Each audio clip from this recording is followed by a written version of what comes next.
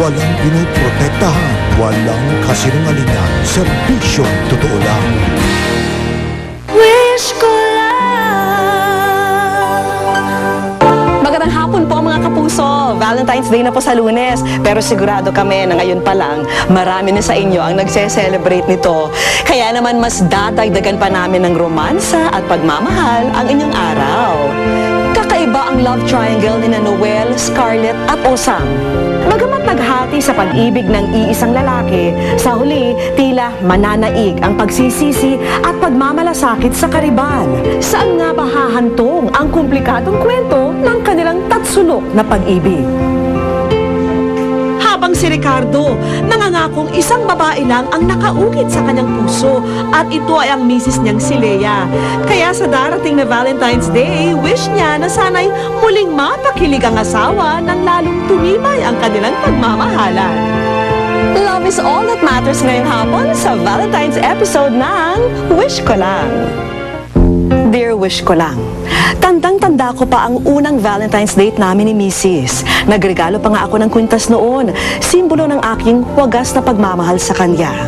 Napansin ko rin kasi na sa paglipas ng bawat taon, lumalamig at tumatabang ang samahan namin. Wish ko na sa darating na araw ng mga puso, muling manumbalik ang tamis ng aming pagsusuyuan.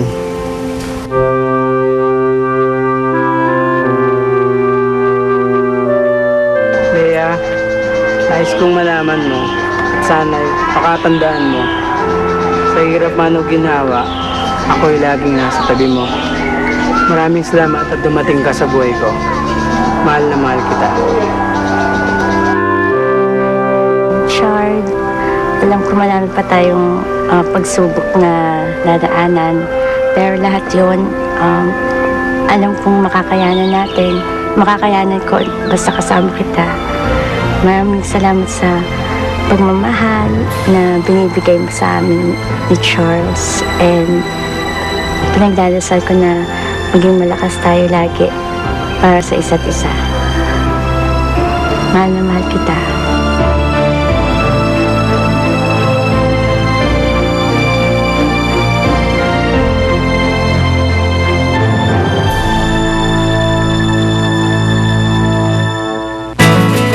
Taong 2005 nang nagpalitan ng I do sina Richard at Lea.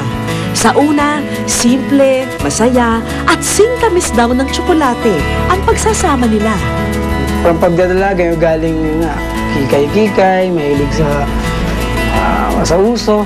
Mahilig kami lumabas. Punta kami kung ano yung may mga gimmick-gimmick. Very patient siya. Supportive at saka parang siya talaga yung nagpo-provide ng mga needs ng family. Pero sa buhay mag-asawa, may kaakibat na hirap ang ginhawa. Isang mabigat na pagsubok ang tila yumanig kina Richard at Lea. Biniyayaan sila ng anak, ngunit matapos isilang, isang araw lang nila nakapiling at binawi rin ang kanilang munting anghel. Siya talaga, grabe. Kasi yung mamatay si Monique, kada di ba maraming commercial, yung mga diapers, yung mga bata, talagang minsan mapapaiyak. Nakikita ko, may iyak siya. Matagal bago siya nakapag-move on. Pero siguro will din ni God, may purpose din or may reason behind kung bakit nga nangyari. Nadoble pa ang sakit sa mag-asawa nang sunod na namatay ang minamahal na lolo ni Lea. At di nagtagal, nagkasakit naman ang ama. Muling naibalik sa mga labi ni Lea at Richard ang kanilang mga ngiti nang dumating sa buhay nila si Baby Charles. Hands-on ang mag-asawa ngayon sa kanilang baby boy. At gaya ng kwento ng ibang mag-asawa, nawawala na raw ang kilig moments dahil may anak nang umeeksena sa kanilang samahan. Yung dating parang twice or thrice a week, parang naging twice a month na lang. May iba parang magbabudget ka na ng yung... Kasi, syempre, ngayon yung food, kami na, yung mga sabon, pambili ng mga toiletries, mga ganun, damit namin. Kami na talaga. Minsan, iniisip ni Leia na ito ba talaga ang dapat niyang maramdaman? Mas lamang daw kasi ang lumbay na dumarating sa kanyang pamilya. Pero buti na lang, meron siyang mister na alam niyang mahal siya ng todo-todo. Wala. Kasi parang very blessed ako to have him.